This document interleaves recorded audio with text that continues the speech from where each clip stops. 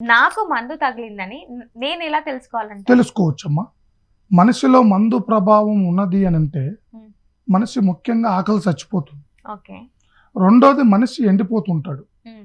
మూడోది ముఖ్యంగా తల మీద ఎంటికి రాలిపోతుంటుంది. హ్మ్. మనిషి బాడీ కలర్ మారిపోద్ది.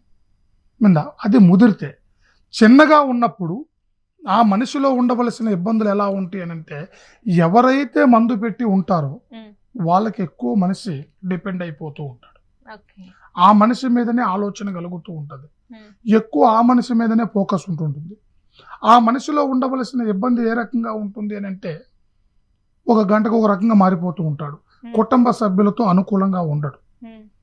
ఎక్కువ ఎవరైతే మందు పెట్టాడో ఎక్కువ వాళ్ళకే టైం ఇస్తూ ఉంటాడు. హ్మ్. వాళ్ళతోనే టైం స్పెండ్ చేస్తూ ఉంటాడు. వాళ్ళ ఆలోచనలే ఎక్కువ ఉంటాయి. ఇది మందు ప్రభావానికి గురయ్యాడనేది మనం తెలుసుకోవాలి. ఇందా దీనివల్ల కాక ఇట్లా మంత్రం వల్ల కూడా బానిసయ్యే వాళ్ళు కూడా ఉన్నారు.